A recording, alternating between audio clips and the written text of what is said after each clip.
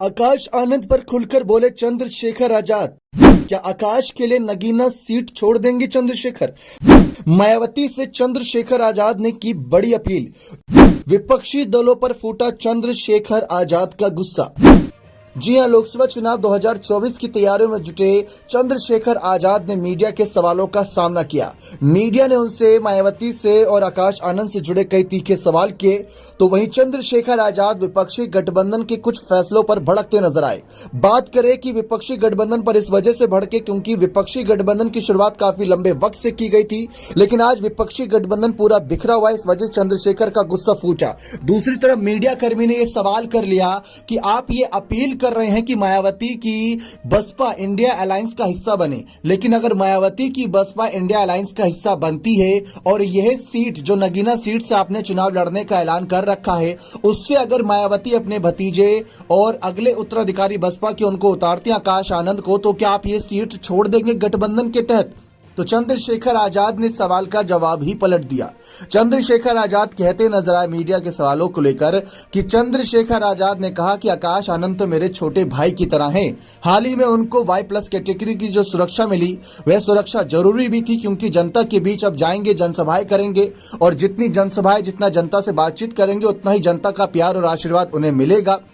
तो ये उन्होंने कहा। लेकिन इसके बाद नगीना सीट को लेकर वह कहते हैं कि इस पर हमने काफी लंबे समय से मेहनत की है और साफ नजर आ रहा है कि हम दिन रात वहां पर खड़े रहते हैं और लोगों की हक की लड़ाई लड़ रहे हैं।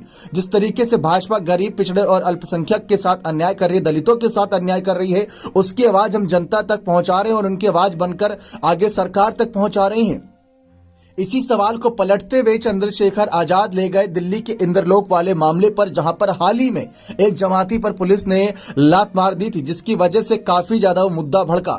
इस पर चंद्रशेखर आजाद ने अपनी राय रखी और इस सवाल का समापन कर दिया। यानी उन्होंने ये नहीं कहा कि आकाश के लिए वे सीट छोड़ेंगे या नहीं, लेकिन अगर गठबंधन धर्म के तहत देखें और बसपा अगर इंडिया अलायंस, वैसे तो मायावती 10 बार ना कर चुकी है कि वे इंडिया अलायंस का हिस्सा नहीं बनेंगी, लेकिन गठबंधन धर्म यह कहता है कि अगर मायावती की बसपा इंडिया अलायंस के साथ आती है और इस सीट से अपना प्रत्याशी उतारना चाहेंगी, तो ये सीट बसपा के खाते में ही जाएगी, ना कि आजाद समाज पार्टी के खाते में या समाजवादी पार्टी या कांग्रेस के खाते में।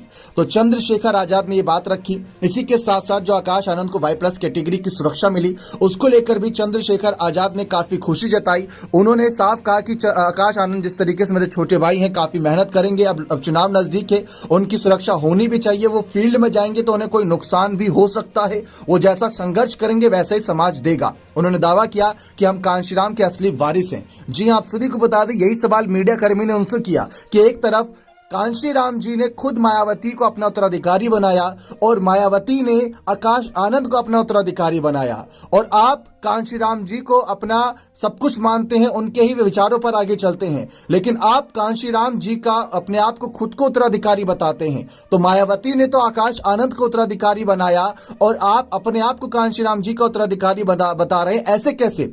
तो इस पर चंद्रशेखर आजाद कहते हैं कि हम विचारों की लड़ाई लड़ रहे हैं। हमने जो विचारधारा अपनाई है वो बाबा साहब डॉक्टर भीमराव अंबेडकर की विचारधारा है, चौधरी चरण सिंह जी की विचारधारा है, वह कांशीराम जी की विचारधारा है। मायावती के फैसलों के सहारे हम आगे बढ़ रहे हैं, तो हम विचारधारा के साथ आगे बढ़ रहे हैं, विचारधारा के उत्तराधिकारी हैं। भले ही आकाश आनंद को उत्तराधिकारी घोषित किया हो, लेकिन हम भी विचारधारा के साथ कांशीराम जी के आगे बढ़ रहे हैं, उनकी विचारधारा को जनता तक पहुंचा रहे हैं और वो जनता के बीच बनी रहे, इस बात का भी बखूबी ध्यान रख रहे हैं। तो क्या आपको चंद्रशेखर आजाद की इन बातों पर यकीन है कि चंद्रशेखर आजाद एक तरफ ये कहते हैं कि वे मायावती का समर्थन करते हैं और दूसरी तरफ कांशीराम जी के फैसले के खिलाफ जा रहे हैं? क्योंकि कांशीराम जी ने परिवारवाद को आगे बढ़ाने की नहीं बात की थी,